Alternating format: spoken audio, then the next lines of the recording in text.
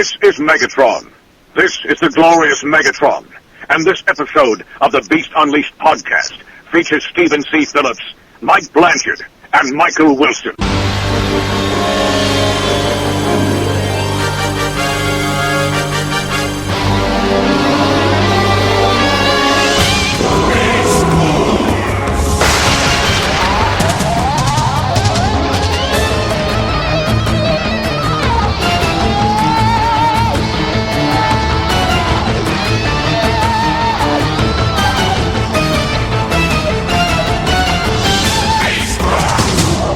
Hello and welcome to the world's first ever Beast Wars Beast Machines review podcast. This is the Beast Unleashed podcast, brought to you by the Geekcast Radio Network. I am your host, TFG and Mike, and I'm joined by Pecan Court Michael. Hello. Hey, how's it going? It's going. And we killed Steve Megatron. His cold, rotting corpse is half buried in the backyard, even as we speak. Yes, and he's spraying DNA all over himself. Ew.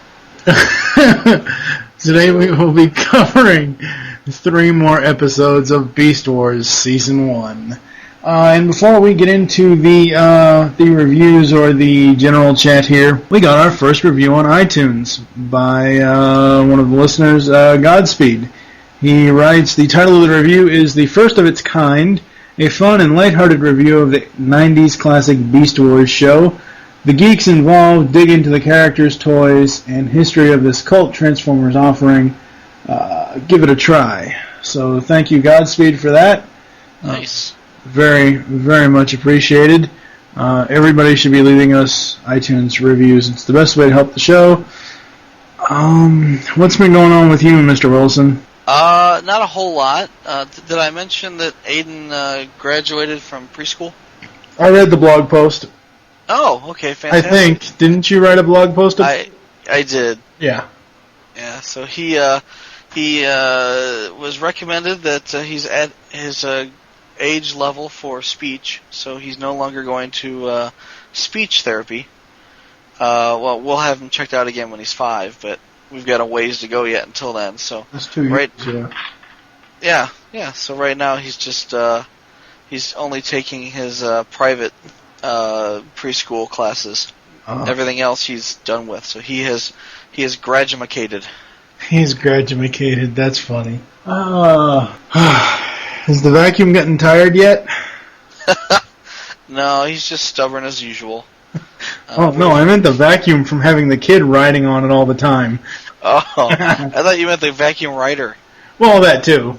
Which is like a Cayman rider, except not as gay. Oh boy, we're not getting into that, because this episode will be released way before Toycast episode 50. We will save that. Oh. You gotta admit, though, that was original. I mean... Yeah, okay. At least he put effort into it. No, yes. I mean, you can't account for taste. Yes. I've just been podcasting my butt off. We've got, I think I'm up to about 90% of Toycast 50 done. We did the segment where we announced the winner. Toycast 50 will actually mark the Geekcast Radio's first ever more than 4-person call. I had myself and 5 other people on a call for the Radio Free Cybertron segment.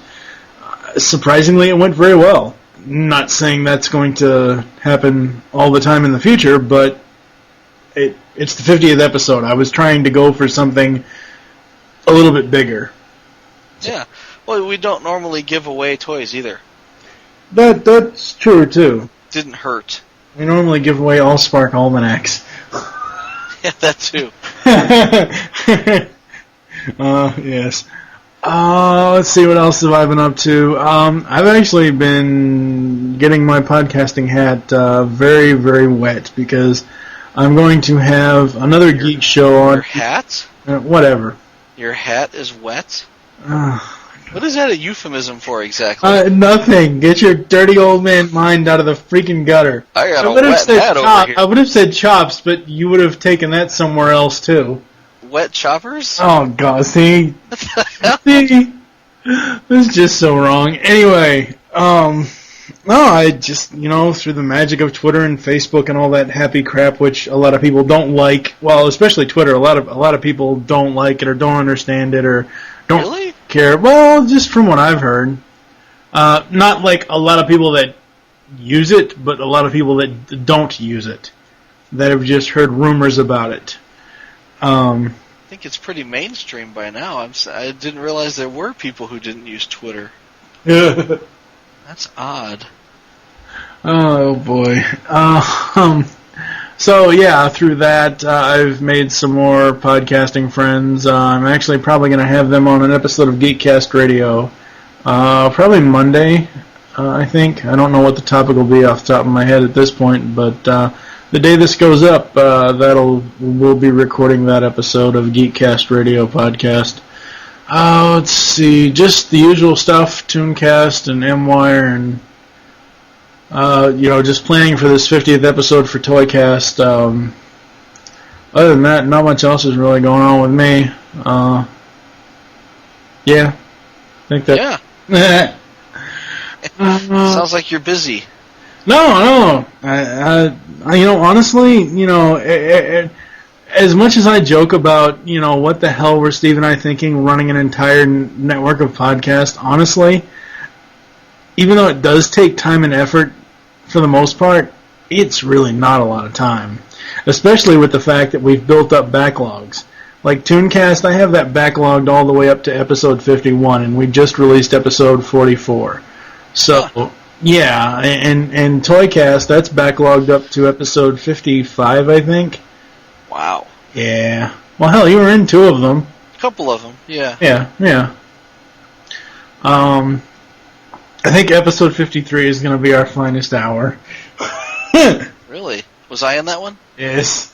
That was the one where we did the ending with the Scholastic and the animated kids version of the Almanac. Oh, yeah, I gotta do a review of that. Yeah, you do. YouTube video now.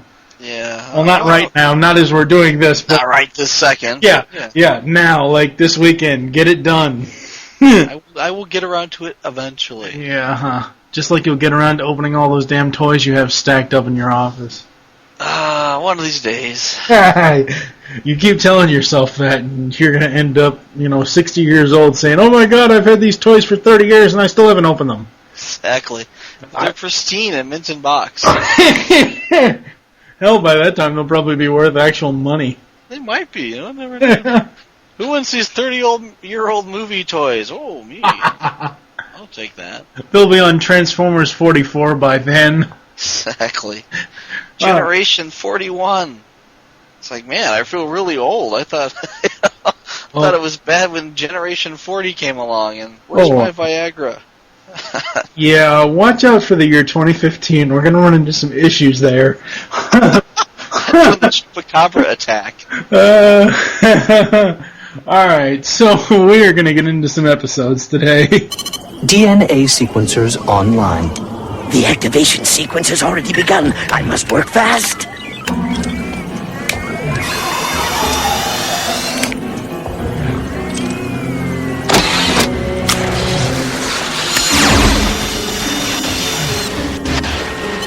Maximal programming chip cannot be accessed. Pausing DNA scan.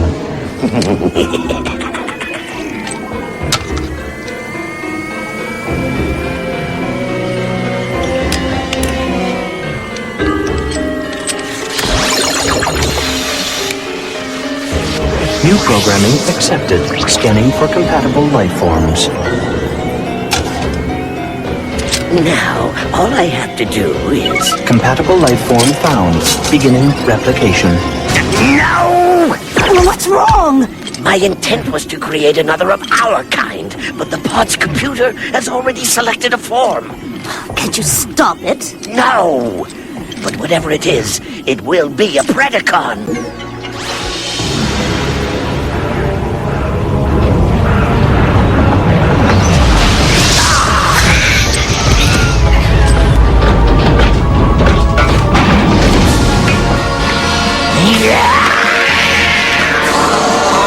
Ugh, another insect.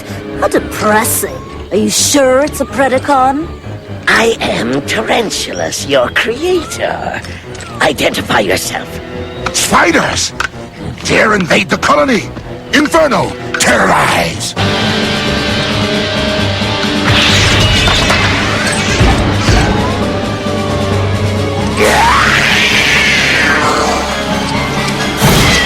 Incoming! Destruction to all who threaten us! The royalty commands it! First up today is Spider's Game. Oh, crap. Why crap? Just by the title, I can already tell I'm not going to like this one. I don't think that's the case. I mean, I like Tarantulas, and he's a spider, and I like Blackarachnia, and she's a spider. I like her later on. I don't like her in these early episodes. She's very flirtatious in this one. Towards Tarantulas, which is just nasty and disgusting. Yeah, because it occurred to me in this episode that neither one of them have hands. Yeah, that kind of sucks. Yeah, it's kind of weird looking. So, the original air date for this was January 6th, 1997, and it was written by Larry DiTillio. From his lair, Tarantulas discovers a stasis pod descending from orbit, so he disables power at both the Axelon and the dark side, so he can reach the protoform first. Blackarachnia appears and offers her services, and the two spiders set out to the pod's landing site. Unaware that Tigatron has also headed there, Tarantulas' plan to reprogram the nascent Maximal as a Predacon and to alter the stasis pod DNA scan so that the new Predacon Beast Mode is an arachnid, making this new recruit more loyal to Tarantulas than to Megatron. Dun dun dun! Hasbro wouldn't allow it because they already had two spiders. Oh, really? No, I have no idea. Oh, okay. I was going to say, wow, okay. That makes sense, though. I don't think they made any more spiders after that. I mean, they kept remaking Blackarachnia over and over and over again, but... Well, yeah, but she gets better with time. Oh, absolutely. Yeah, she's like a fine wine. By the time you get to Transformers Animated, she's got a ponytail. Kind of rocks, yeah. Okay, then. Yeah, I threw a rock at him. That's a Batman the Animated Series reference that some people will get and some people won't get. I was going to take it one further and say, I got a rock. Which some people will get, some people won't get. Yeah, it's probably a Monty Python thing. No, it's a Snoopy thing. Oh yeah. Oh, okay, yeah. We've had so many technical difficulties trying to get this episode recorded that my brain is fried. So yeah. I got a rock. I got a rock. Poor Charlie Brown. Okay. Notes. I have 2 notes.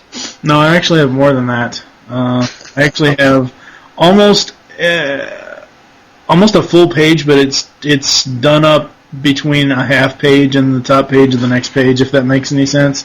Wow. Megatron always assuming the Maximals are doing something.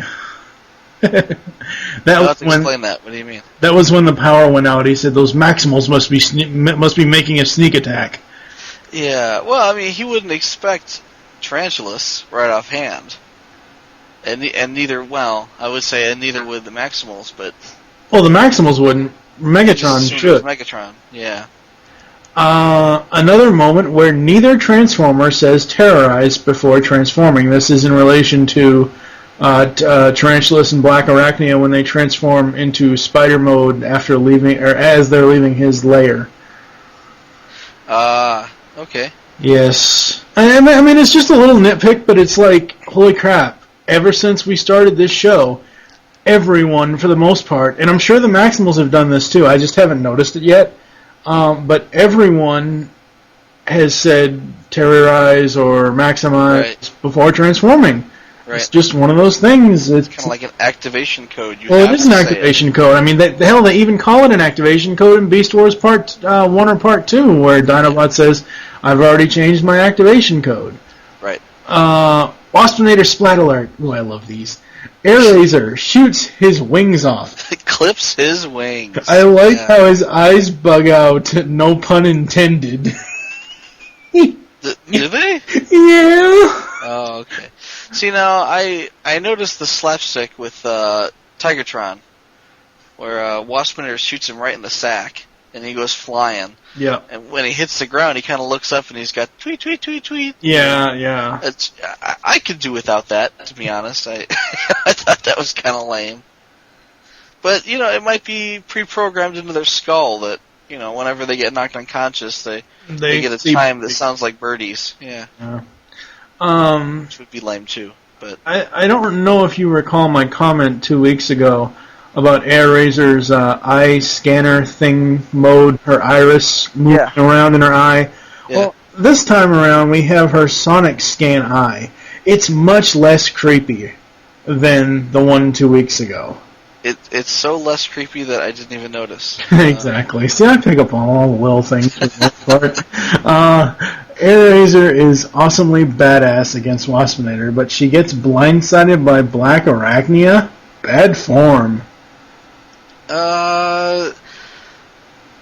It's right after she nixes Waspinator.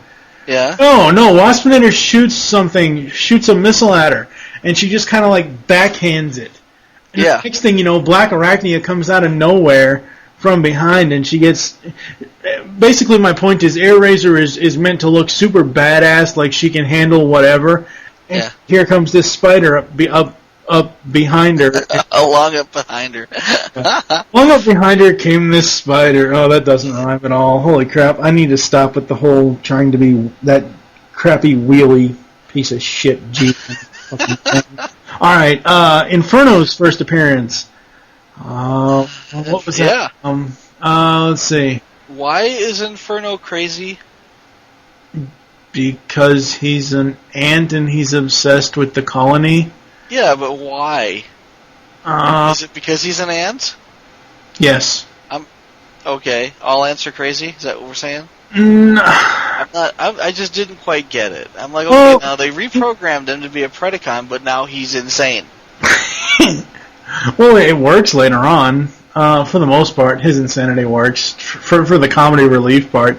I don't know the whole inner workings of an anthill, but the best thing I can equate it to is bees, where you have the queen bee, worker bees, drones, and that whole type of thing. Yeah. Maybe this is the same thing. I mean, hell, later on we will get him calling Megatron my queen and royalty and all that. Yeah. I do wish he would stop calling me that. Yeah, but I kind of like the fact that he doesn't have his own internal agenda. He's not, another pterosaur who wants to be in control. He's not another Tarantulas who has his own thing going that has nothing to do with power. It's just, well, maybe it does have anything to do with power, but not overtly. No. Not like Pterosaur. Not the Starscream way, but just the sneaky, underhanded kind of way. So I mean, Inferno's got his own twisted personality. He's got his own twisted personality. I would say that he does not have an agenda. Honestly, if I was comparing him to anyone outside of his psycho part, I would compare him to G1 Shockwave. Because he is like overtly loyal to Megatron. He's kind of like another Scorponok, but with the Waspinator comic part. So it's kind of like you Fuzord, Waspinator, and Scorponok together. Okay. And you get Inferno. All traitors to the colony must burn. I like that. Yeah. I like that. And he says, he's like, you will burn, Maximal. And I'm thinking, this guy is cool. Yeah, he is kind of cool. This is just a cool guy. I'm not really too thrilled with his alt mode, but I can overlook it. It's not as bad as the spiders. And speaking of the spiders, ew, liquid butt juice, yuck. Oh God, I almost could not watch the rest of the episode after I saw Tarantulas spewing crap out of his ass. It's a tow cable. No, I don't. It didn't help that he was like straining. He's like, I know. It's like he was trying to fart out web shooters. Oh, it was bad. But it seemed like there was a lot of stuff coming out of people's butts today. I mean, Tarantulas has his towing web, and Inferno's flight mode is just, it's like Duty Man. Yeah. He's kind of like, I ate my beans today, and then he flies off. Yeah, I was surprised that there wasn't more butt extrusion going on in this episode. Well, let's move on from that. Whoopsie, Tarantulas' plans foiled, and that was when, I think it was Inferno that blew up the colony, or Megatron did, or somebody blew up... Tigatron blew it up. Oh yeah, Tigatron blew up the stasis pod. Tigatron's like, you're not getting any Maximal secrets today. Oh yeah, that's right. As I was watching the episode, I made a note that I'm noticing that this is really, it's more of a Predacon episode than there's hardly any Maximals that show up. I mean, yeah, Tigatron and Air Razor are there, but not until the end do you actually see the rest of the crew. Yeah, I think that they're really trying to build a dynamic between Tarantulas and Blackarachnia in this episode. Well, yeah, she was hanging all over him. Yeah, well, I mean, in the beginning it was really funny because after Tarantulas takes everybody out, right? Yeah. He's in his lair and he's like, hee, I just took everybody out, and Blackarachnia sneaks up behind him, and he acts like he just got caught watching porn. He's like, and he's like hiding. He's hiding his monitor. Like, no, you can't see what's on my monitor. And Blackarachnia is like, how about I help you? And I'm thinking, bow chicka wow wow wow wow. She's gonna help him watch porn. Wow. Well, if you've never had a girl help you watch porn, it's I guess anything's better than Spider Cat rape. Spider Cat, what?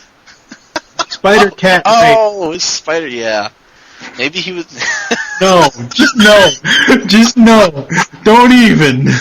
Spider Cat rape. Okay, my final note. That sounds like a Guar song. You and your Guar. My final note is, poor Scorponok, but I love Megatron throwing Inferno's head at him. Also, this shall start a count of Inferno's splats, and I am putting Steve in charge of that whenever he revives himself from the backyard. Zombie Steve. Yes. So that's all I have for this one. Oh. Well, something that you may not have noticed. Is this the first stasis pod that hasn't crashed? Because this one actually has like thrusters, and it lands nicely on the ground, and actually is able to scan things around it without being broken. Scans the anthill, which just happens to be right next to it. Yeah. Foreshadowing there. Cause you see the anthill, and it's like, oh, he's going to be an ant. Yeah. I'm trying to think. But there was no crashing involved this time. Right. The last several times it's been a race to fix the broken pod.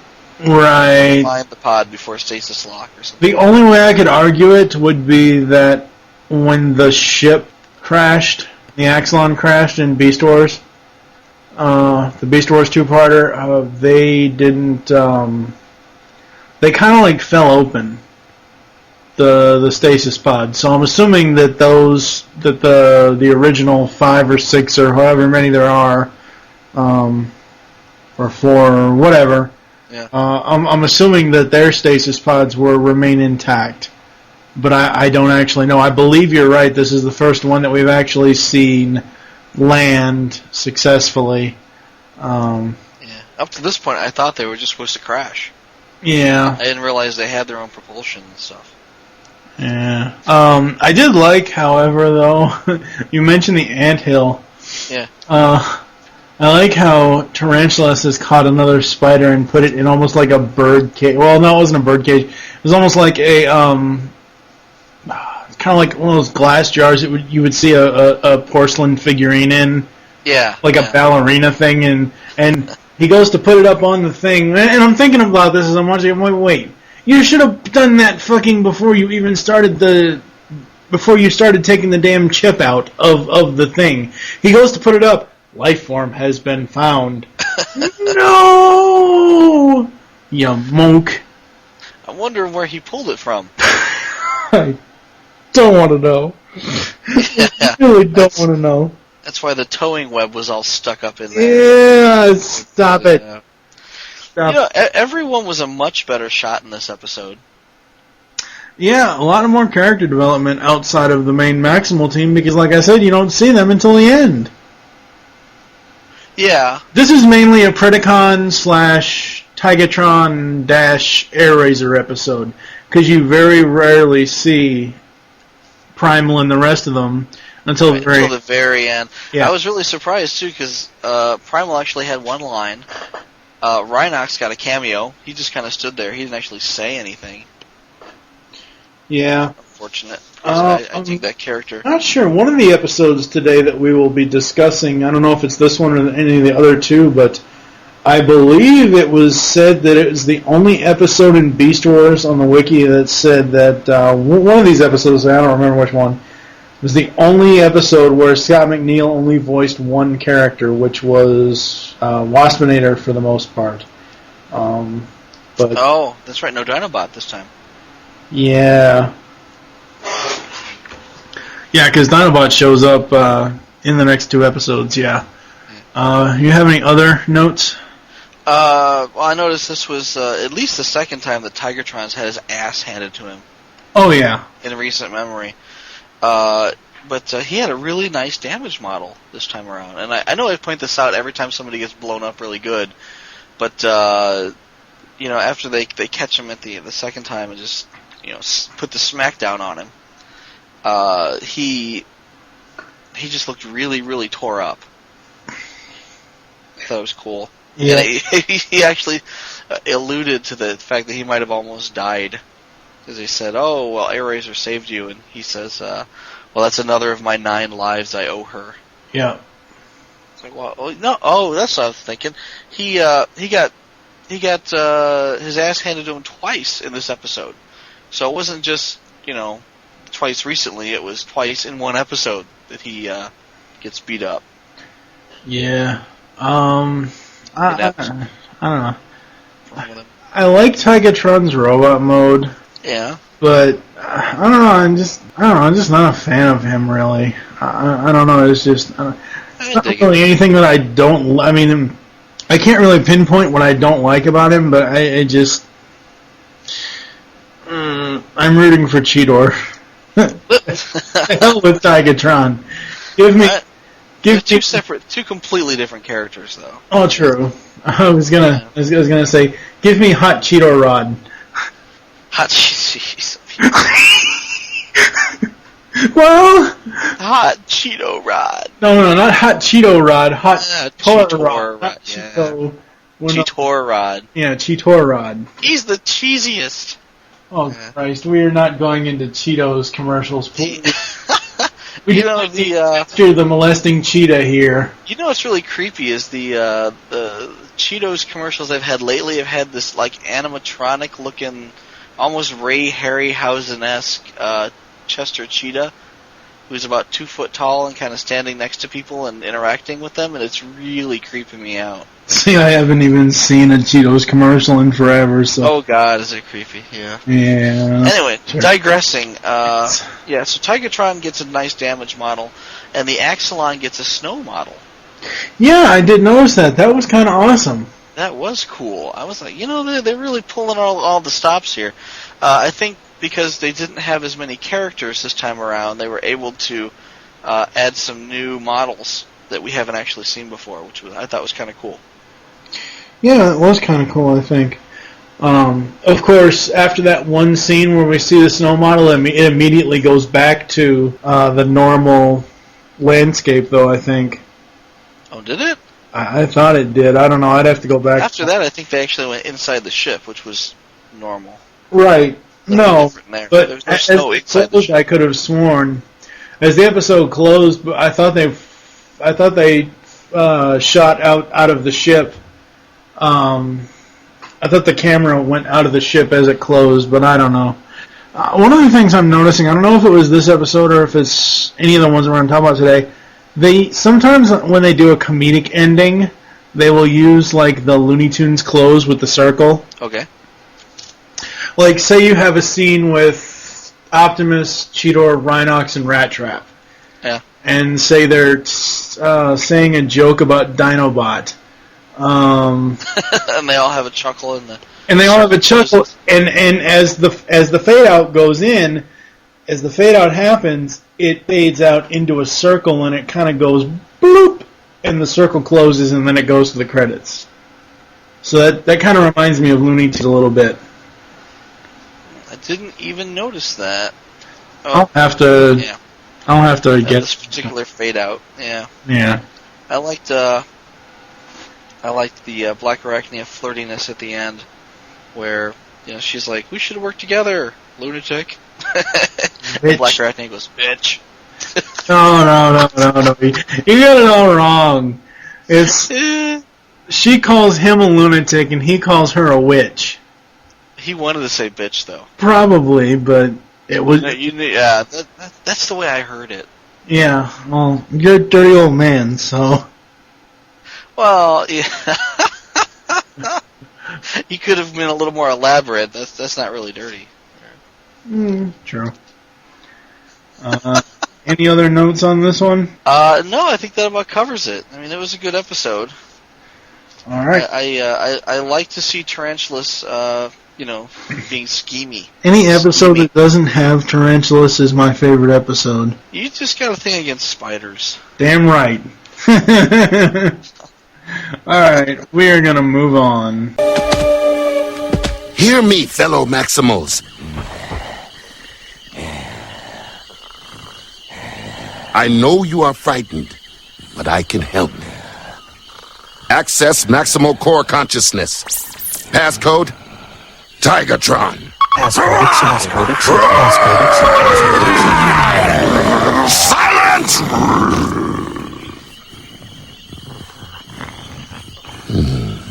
That's better. Now listen well and learn.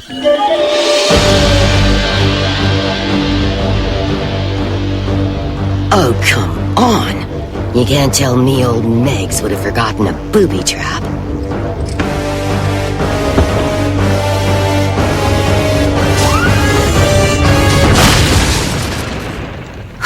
You gotta love him. Now, if only Stripes is doing okay. Once we were merely robots in disguise. But on this planet, we Maximals have become something more. Maximal programming was designed to block our beast urges. But that has proven to be an error. Our beast forms are part of us. Fighting their nature only made them stronger. We must accept both beast and robot forms. Feel your core consciousness. Find the programming block and delete it. Bring your beast and robot forms together. Let them work in harmony. And let them both make you stronger than you were before. Programming block deleted. Programming block deleted. Programming block deleted. Programming block deleted. Yes. I understand. Rat, robot. Rat, robot. I'm a robot and a rat. Yeah, I like it. I do not see why. I get it now. Oh, thanks, Tigatron. Whoa, and talk about your nick of time. Up next is Call of the Wild. In this original air date was January 7th, 1997. It was written by Bob Forward. Very cool. During a Predacon attack on the Axelon, Megatron sends Pterosaur and Waspinator inside the ship to steal an energon shielding component. Without it overloading, the effects of the planet's energon fields begin to wear away at the Maximals. They stay in beast mode to lessen the effects, but over time the Maximals begin to lose their personalities and intelligence as their animal instincts take over. Dun dun dun. Ta-da. Yeah. We don't need notes from the peanut gallery on that. Yeah, it's just supposed to be dun dun dun. That's it. No, we don't need the rest of the note. Is there? Stop. All right. Call of the Wild. Yes. The Predacons. Trouble with the neighbors again. Yeah. The Predacons can sure shoot very well in the beginning battle. That's a change from aimless firing. You know, I mentioned in Spider's game, everybody seemed to be a better shot. I mean, they were just, boom, one hit, one kill, right? And it all went away this episode. Well, the beginning battle, they did an excellent job of hitting a lot of the auto guns. Maybe not really hitting the actual Maximals, but in that beginning battle, they did hit a lot of the defenses. I kind of chalk that up to luck, because, I mean, they were basically just shooting for 10 minutes straight and didn't actually hit the guns until almost toward the end. Wow. So it was like, they just happened to hit it. Damn. Oh, okay. No, I'm listening to what you're saying, but I'm looking at one of my other notes, and I just I just now realized what the hell the note means. Okay. Megatron on the chair and the tribal drums is funny as hell. Because they're walking through the jungle and they're carrying him like an Egyptian tribal thing, or I don't know. No, it's like in Africa where they... Yeah, safaris. There we go, yeah. Tonight we hunt. Yes. This episode focuses on Optimus and Rhinox's butts way too damn much. Oh, God. It's like every shot of them, like, actually being the wild animals they are butt shots. I kid you not. You're just way too familiar with Optimus's ass by the No. Right? No. How many times do we have to see the monkey butt? Well, you got your monkey signed. That's right. My monkey was signed, but not on his butt. Let's hope not. Of course, Gary Chalk, rub my monkey's butt. Yeah. Well, that would. It didn't happen like that. No, it was. Yeah. There was no rubbing of butt involved. The beast to bot ratio learning begins here, laying seeds for the future. Oh God! What? That was an awesome note. Come on! I'm writing comedy gold here. Come on! Yeah. I'm tired. Well, no, that was nicely foreshadowed, sir. Yes, exactly. At the end, after they finally get that programming chip deleted. Okay, that's fucking cool. The Rhinox Rat Trap double team. When they're fighting at the end. Oh my god. When he just wings a rat at him? Yeah! And then Rat Trap does like a triple flip backspin, half axle, quarter axle, whatever the hell he did. Between his legs? Yeah, it was just fucking cool. You know, I might be spoiled as far as, you know, watching Transformers, regular Transformers, less like a car, you know, rushing at an enemy in car mode, transforming just before they hit, and then tackling him, and then throwing him to the ground, spinning, turning back into a car, and spinning around him again. Not today, Galvatron. Exactly. And that's what I'm used to. So for me to see Rat Trap being flung through the air in rat mode, and then spin, transform, turn around, and shoot somebody, that is old hat almost. I don't see that as a big deal.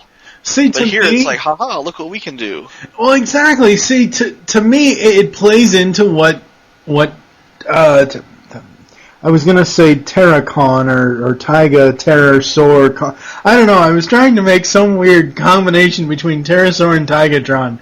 But when Tigatron was telling them all this stuff about deleting that Maximal programming thing, I thought it was very cool. Yes, we have seen it before, the whole, do a super move and then turn around and do another one. But it goes to show you how well Rhinox and Rat Trap complement and anticipate each other in battle, I think. It was well done. When they get a chance to work together. It was almost as if they had planned it that way. Well, yeah, they probably did. Well, I don't know that. That's the last note I have, because, I just ended up watching this one after a while. Because overall, I really don't like this one. I'm surprised you didn't break out the Waspinator Splat Alert. I didn't see it. Where was it?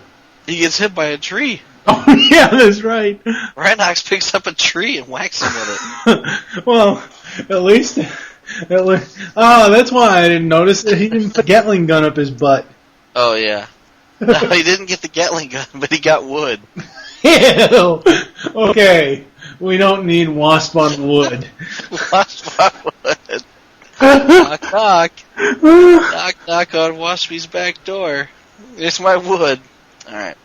Cheetor had his foreshadowing dreams again. His ESP dreams. Did he? In the beginning, he woke up from a dream that, or I should say, a nightmare. Yeah, but that ties in specifically to this episode, though. That's not a...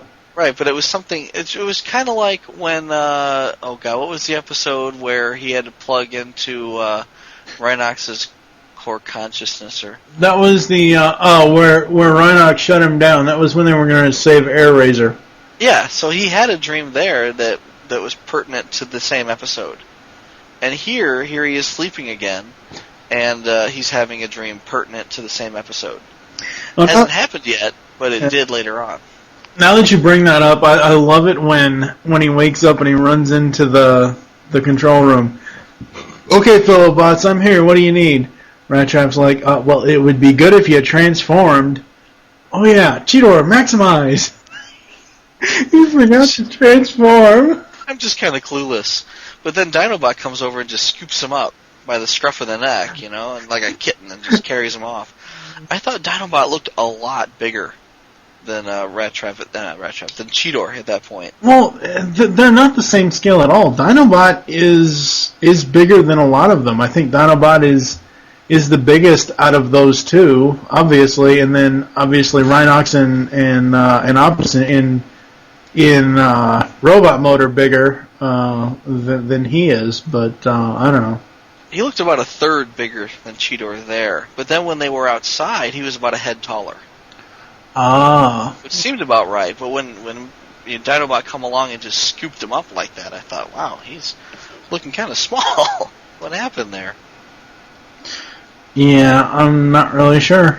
Kind of strange. But, you mentioned Megatron, his, Tonight We Hunt episode there. Yes. But I was surprised that he didn't have like a pith hat, like khakis, a musket, Well, he had a rifle. Yeah. Not like, he wasn't like, colonial, British colonial Africa or anything. I kind of thought that would have been cool. Yeah. But, that boiled down to another sci-fi rehash of The Most Dangerous Game. You ever read The Most Dangerous Game? I doubt it. Okay. You've heard the premise before. It's literally an island that there's a rich hunter that lives on the island, and whenever a ship lands on the rocks, then whoever survives the crash, right, they get captured, and then the rich hunter hunts them. Oh wait. Because man is the most dangerous game. Oh wait. Oh wait. You've seen this 1,000 times. No, you have no idea what I'm flashing to right now. Oh my god. Lord Chumley. Yeah, exactly. G1. Yeah. Wow. Right.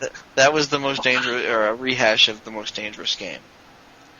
In fact, I think the episode was called The Most Dangerous Game, or Dangerous Game, or something like that. I'd have to go back and look. It's funny for everything, and honestly, no disrespect to Mr. Forward or to Mr. DeTilio or eventually Mr. Skier down the line. everything that they've said in interviews that, oh, we didn't want to make it like the old series, or oh, we didn't want to do this, or oh, we didn't want to do that. Yeah. They borrow a lot of ideas. Yes, they do. I'm not complaining about that. I like the tie-ins. And obviously, especially when we get the like super in-your-face, hey, tie-in, this is Optimus Prime's face on fire. Yeah. Well, later on, in season 2, obviously, I enjoy it, but I find it very strange that they've said on the interviews on the DVDs, and I don't know if they've said it at conventions or not. You're the convention goer, not I, but it's like they say all this stuff, and then yet again, here we have this series, and it may just be us fans reading into it, but the continuity is there. Yeah. Yeah. I don't know so much about forward, but I want to say Bob Skier when he was doing Beast Machines. Beast Machines, yeah. Yeah, there was he did a blog where he would answer questions about it. And people would ask him questions, and he would answer. And it's interesting to go back and read that because, well, you already know all the answers now because it's done and over with. But at the time, it was people were like, who's this particular Viacon general going to be? Oh, I'm not telling. That type of thing. Now you know, but back then you didn't. Yeah. But interesting stuff. But he actually did say, yeah, we went back and did our research this time. And because they got things like the key to Vector Sigma and the Oracle, things like that they drug out from earlier lore. Right. But they it's like, at what point did you go back and do your research? Because here we are, not even probably 2/3 of the way through the season 1, and there's been an awful lot of G1 references. Yeah, very much so. What else for call? This is Call of the Wild. Call of the Wild, right? The energon field buildup within the base caused by a stolen rectifier coil. Yeah, lame. This is technobabble as plot, is what this is. I'm waiting for Q to show up and tell them that Maximals are not fit to live because whatever reason Q comes up with for them not to live. Or if you're going with the instead of the classic Q, if you're going with the John Cleese Q, just wait for him to show up and say Rat Trap is a half-it. No, I was referring to the John Delancey Q from Star Trek Next Generation. Oh, well. See, Steve would have gotten that, but you said Q, not Cube. No, he wasn't. His name's not Cube. He's Q. Oh, well. John Delancey played a character named Q. He was an all-powerful, godlike character who just decided, I think in the first episode, in fact, that man was a nuisance and didn't deserve to live. Well, and it was up to Captain Picard to kind of argue the case of man in a court of intergalactic law, or cosmic law almost. Yeah, the only Q I know is the only Q that matters, which is Desmond Llewellyn, so... Yeah. Anyway, that was a Star Trek reference. Steve would have caught it. No accounting for taste again. Shut up. Yeah. But the Maximals end up, having animal dreams because they're stuck in beast mode, and they all become more beast-like. But why are all their animal dreams nightmares? Don't animals have normal dreams? Just like, here's me, I'm a bunny rabbit, I'm on a cloud, I'm dancing around and eating strawberries, Their dreams are like, I'm being chased by eyeballs that scare me. For a second there, I thought you were going to throw Snoopy into the bunny dream. Snoopy can be there, sure, yeah. Snoopy's pleasant, yeah. If Snoopy had big red eyes and was chasing you through the dark, that wouldn't be so pleasant, but, it's like Joe Wild Animal stalking his prey. But I just thought it was strange that they're having these dreams, and especially like Optimus, he's seeing these angry red eyes. It's almost like Halloween red eyes, coming from the dark. Didn't even look like eyes; just kind of looked like almost like butterfly wings with spots in the middle. They were freaky. Yeah, they were. Freaking me out, man! Yeah. But, and Dinobot, wakes... He's not so much waking up from his dream, but, he's sleepwalking, I guess you would call it. Because, well, we'll get to that later, but he's sleepwalking and he's chasing Rat Trap around. Yeah. He's like, I'm gonna eat ya! And I'm thinking, this is gonna be awful. He's gonna eat Rat Trap, and then, pick little bits of him out of his teeth and fling them on Optimus's face. Ew. What happened to Rat Trap? And Dinobot will say, that's a rather tender subject. Another slice, anyone? Okay, yeah, knock that crap off. Yeah, I caught it that time. Knock that crap off. Nice. Alright, anything else? Yeah. Okay, no, I'm just trying to move it along here. Alright, you know what? I'm just going to rattle on forever. No, that's fine. The Maximals end up with red eyes because they're sleepwalking. Yep. And then, we're getting back to the sleepwalking thing, and I don't want to say sleepwalking, but that's almost what it's like, because at the end, Tigatron gathers them all together and kind of overrides into their core consciousness. Oh, he specifically says, access core consciousness, yeah. Access Maximal's core consciousness, passcode Tigatron. And almost in unison, all 6 or 7 of them, code accepted, code accepted, code accepted, code accepted, code accepted. It's like super speed of code accepted. And they all go, oh, yeah, but the thing is that it's like, we've seen Dinobot access Optimus's core consciousness while he was under. Right. So I'm thinking, man, is that the deal? They're nightmaring, and they're having nightmares, but then they're all sleepwalking? Well, I mean, it seemed to me like they were awake. They were just kind of more beast than robot. I like their consciousness had become beast-like, as opposed to them actually sleepwalking. Yeah, I don't know. It's one of those. It seems strange. Yeah. But why would you have red eyes while you're sleepwalking? It makes for a cool look, but contacts. I intend to walk in my sleep. I better put in my red contact. Or I was thinking my Marilyn Manson contact. I need one big white eyeball and one small black eyeball. I think I'm gonna go sleepwalking. That I gotta scare the fuck out of somebody. Oh wow! I love how Tigatron just kind of like when he's rounding everybody up. I like how he just looks at them like really fiercely. Like it's almost like, and I hate to bring this up, but we just recorded Tooncast episode 51 for Backlog. It's almost like he gave them the Care Bear stare. The Care Bear stare. Yeah. Oh my god. I thought he just kind of moseyed on up and looked at him and goes, "You, come here." I'm not going to argue with that. Sure, I'll follow your ass around for a bit. You, come here. Like, okay. And that kind of comes into play with my earlier note of the ape and rhino butts. Hey, because all you see is them. Come here. Yeah. Wow. Sweet cheeks. Wow. Oh no! It's like how does the Care Bear stare tie into Optimus's ass? I don't get it. No, not the no.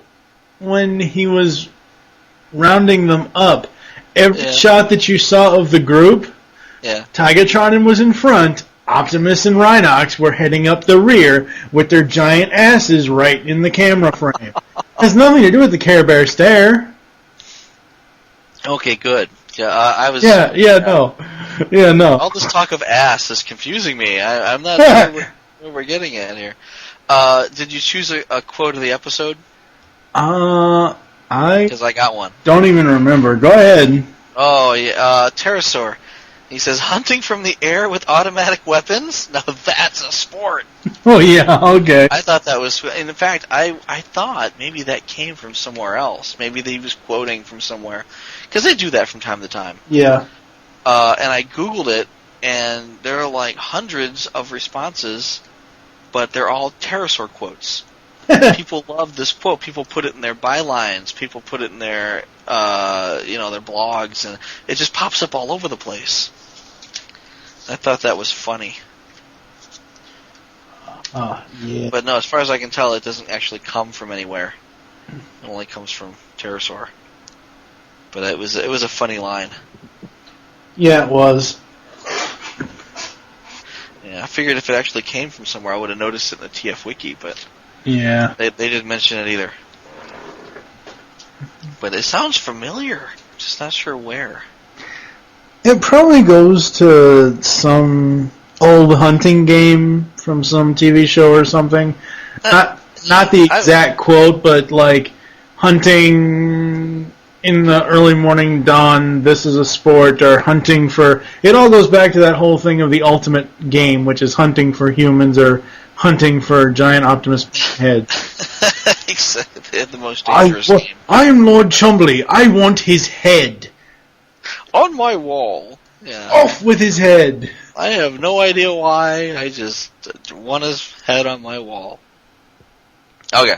Anyway, before we get into the obvious, yeah. I want his head between my legs. I was gonna say, before it was like, who doesn't want a little head? Now it's like, who doesn't want a big head? Oh, God. I don't know. I don't think I'm qualified to have a big head. Okay, yeah, other notes?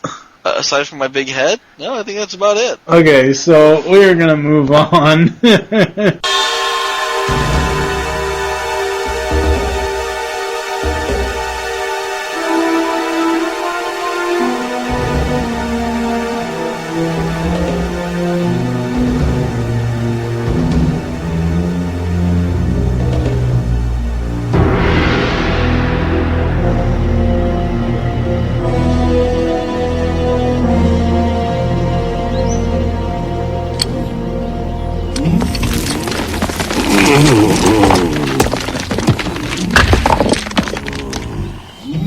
I feel like I got hit by a whole Pred fleet.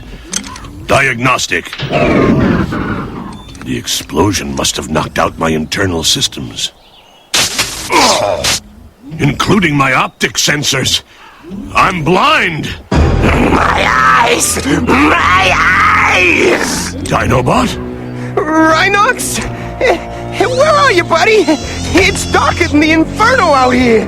Rhinox! Rat trap! Help me! I can't see! What have they done to my eyes? Rhinox! Help me! What happened? Where are we? Listen to me. You've all got to calm down.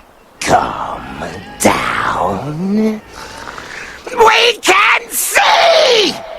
The energon explosion contaminated our systems, our optical sensors, and just about everything else are offline.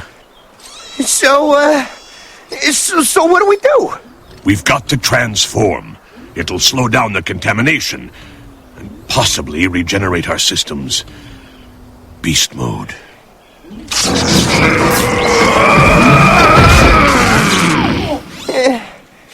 Beast mode. Beast mode. Beast mode.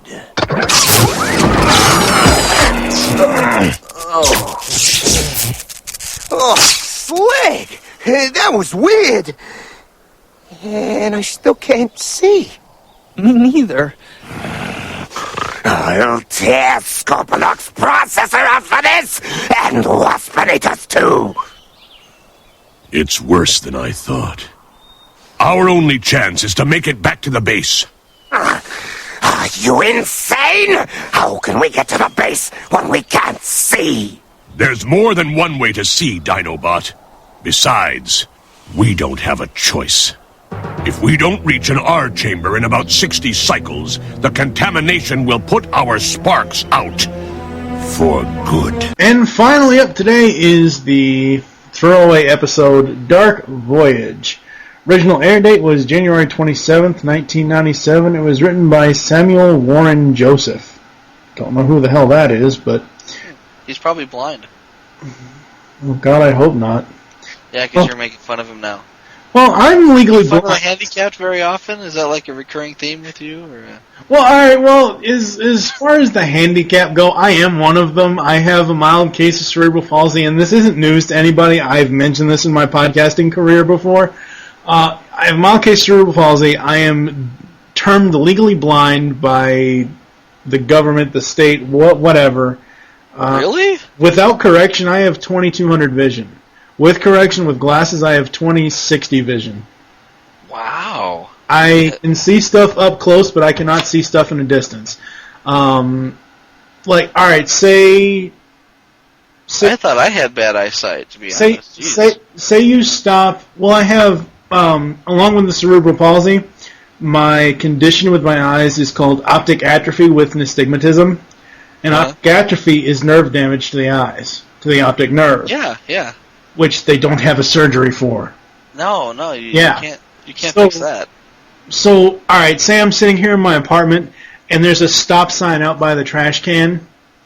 I can see the shape, I can see the color, I can kind of make out the letters, but I can't actually read the word stop.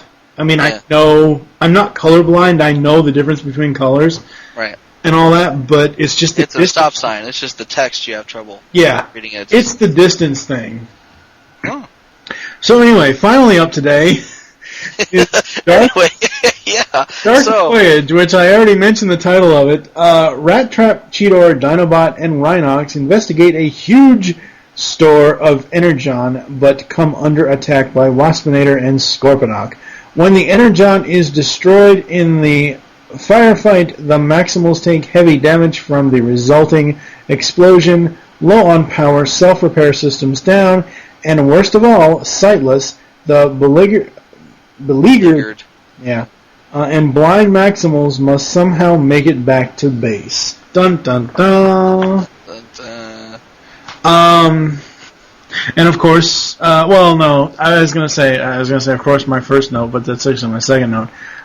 First note was, that explosion in the very beginning of the episode looked awfully like one you would see in a live-action film. Yeah, I was actually thinking it was another Michael Bay moment. No. Michael Bay needs to stop raping my childhood like Starscream raped metal bugs. Yeah. No, it did. It looked like it was like they actually pulled it directly out of, some explosion fest. Yes. Next note is blinded Maximals, and I wrote that note as soon as Dinobot said, "Are you crazy? None of us can see." Yeah. 3 blind mice. Yes, 4 blind mice. Yeah, that shot with Dinobot's mouth wide open and the white eyes, that was actually going to be the episode art for this episode. It was very scary. Yeah, it was one of the choices. The Inferno art actually won out, though. I like the Inferno art better. Yeah. Yeah. Energon contamination can put out sparks. Really? Can put out. Well, it's just like, I thought it was more like a poison. I mean, just like with regular people, if poison goes too far, it's going to kill you. Okay. All right, I can see that, but yeah. All right. Okay. No, I can see the point now, but just when Rhinox said it in the episode, I'm like, really? Okay. Yeah. Well, probably, up until now, every time they're worried about energon, it's because of energon overload, and they just transform, and they're okay. But, here, I don't think it was the same thing. I think. Well, no, it wasn't, because they had gotten contaminated from the explosion because they were sitting on a giant pile of energon, and they have energon poisoning or food poisoning or whatever. They ate too much they got drunk on energon. Energy. Yeah. Kremzeek. Kremzeek wasn't drunk on energon. No, he's just feeding off energy. But anyway, yeah, okay. Dinobot runs into a tree and gets flattened. This reminds me of Sludge's Looney Tunes moment in TFTM. Yeah, they're not going to catch me, slam. Oh, that was dumb. And it was nothing but a snake. Well, no, that snake fucked him up pretty bad. Well, snake fucked up Cheetor pretty bad, but yeah, it's almost like a 3D version of Ka. Trust in me. Oh, boy. Oh. You don't like Disney, so you... No, not really. I was thinking more like Ice-T and Anaconda. Oh, okay, well, yeah, I don't like those movies, so, whatever. There's no spiders in those movies. I don't like snakes either, so... Oh, God. Anyway, thank God there are no snake transformers. There are some. I don't want to know. Anyway. I got a couple. Oh, no, it was the flying scene. Okay. Waspinator getting revenge on Rhinox. Because when he was like... I think that actually may be one of the quotes for the episode. I may have grabbed that audio. I don't remember.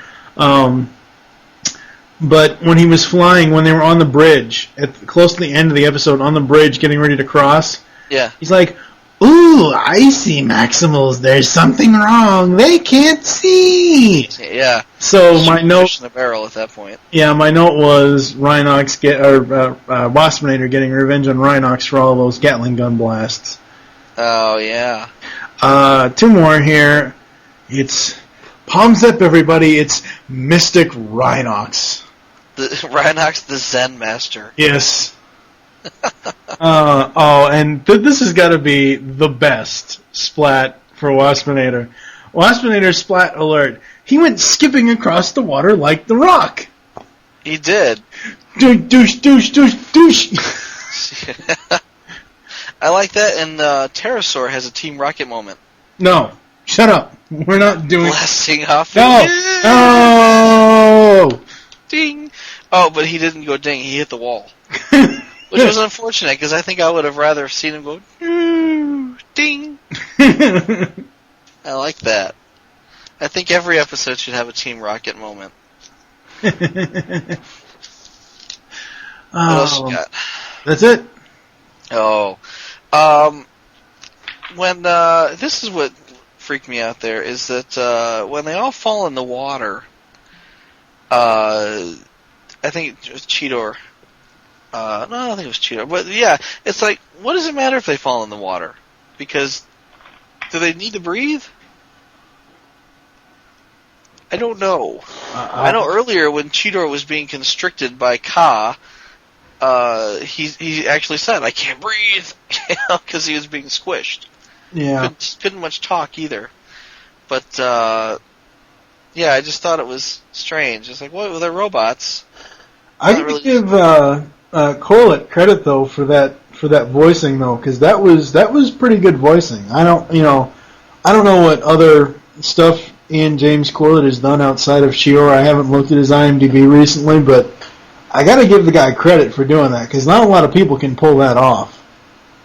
Yeah, no, it was well done. It was nicely done. The shard harness on Cheetor's back.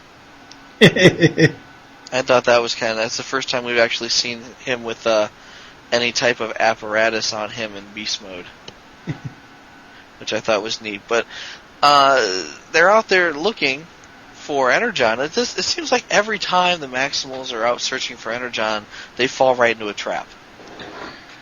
Yeah, they probably do. They should probably stop that. Yeah. I mean, send out like a drone, or like one of those, cassettes with an arm on the front of it that just pulls out Energon shards. One of those deals. Yeah. Rather than actually going out and getting their ass handed them again. Yeah. Oh, you mean like a Sentinel Prime shield? Sentinel Prime? What? The giant shield that Sentinel Prime has in animated that kind of morphs. It's kind of like a Green Lantern ring without the ring. That morphs. No, I was thinking about in G1. Soundwave has that drone cassette. Oh yeah, pops out. It's got little wheels on it, and the little arm comes out of the top, but it's a cassette. Some garage shop just made a toy out of it, I think, last year. Yeah, the cassettes. Yeah. Yeah. That reminds me of Oh, what was it? Oh, yeah. The the burnt toaster.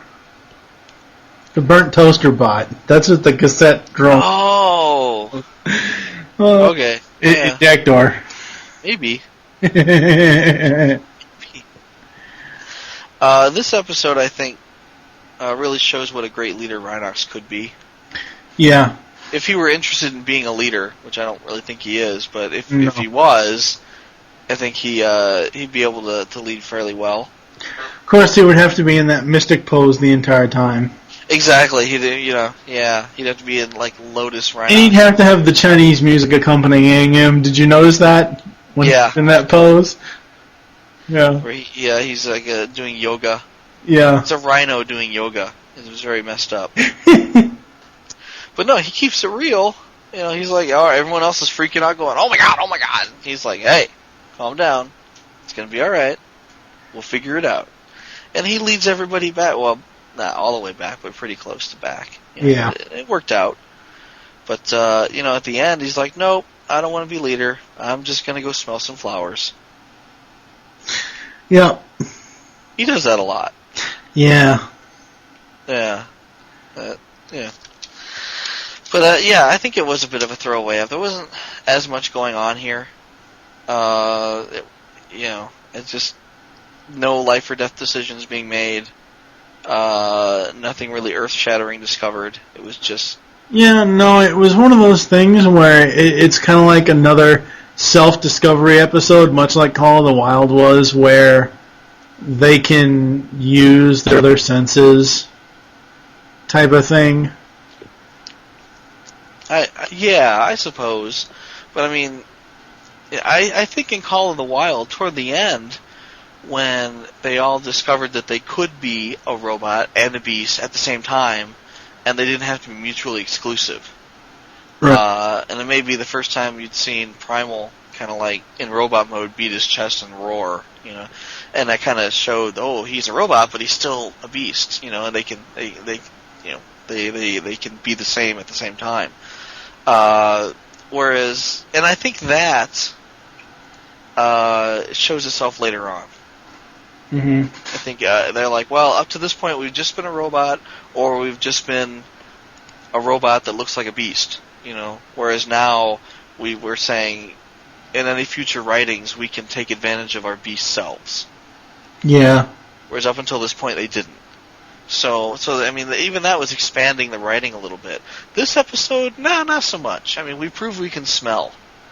I can smell the water. I can smell the swamp. I think I hear shit going on over there. Let's go that way, And which is nice, that they've all got more than one sense. I'm thinking, Jesus, you're robots. Turn into robots, use your internal radar, and find your way home. I know, but they couldn't. GPS units, I mean, come on, honestly. The GPS units were broken, that's the whole point, though. That was the matrix of leadership in this episode. That was the plot device in this episode, because their internal organs were dead. The beast forms were not repairing themselves, or repairing their robot forms, because of the energon contamination. And every time they transform, it gets worse and worse and worse. So, yeah. Meh.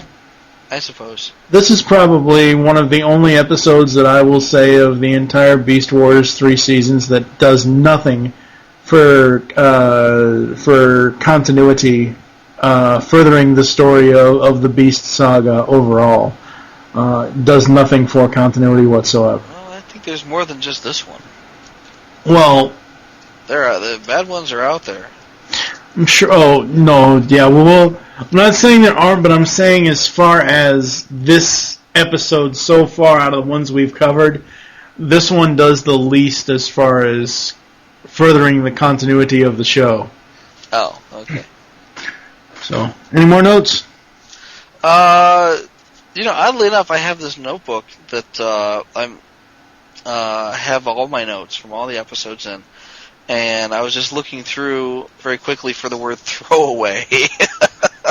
Because I was going to say, no, this episode's pretty much a throwaway up, and so is this one. But, offhand, I'm not seeing it. So, Other than that, no. I think that about covers. Oh, in my notebook are little pictures that Aiden drew for me. There's a little moon and a little sun. That's so cute. He's adorable. Okay, yeah. So no, I think we're good. All right, that'll be it for this episode. You will probably hear the quote of the episode, and then the outro. You are listening to the Beast Unleashed podcast. Where are they? Oh, we're scrap, man, we're scrap! How can we hit what we cannot see? Maximals, listen to me! Picture a targeting grid in your head, like the one we used in practice simulations. Do you see it? This is absurd. Concentrate. You can do it.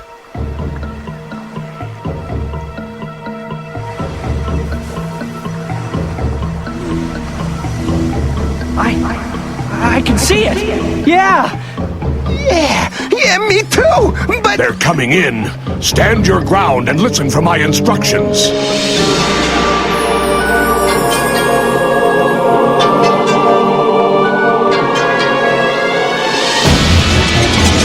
Get ready. Cheetor, Vector 537. Rat Trap, Vector 542. Dinobot, Vector 554. On my mark, fire!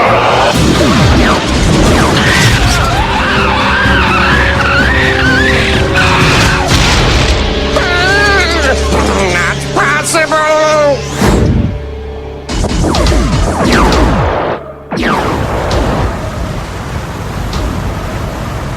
This is Megatron, and you're listening to the Beast Unleashed podcast. Oh, yes. This is one of two quotes of Episode 7. Hunting from the air with automatic weapons. Now that's a sport! This is the second of two quotes of Episode 7. There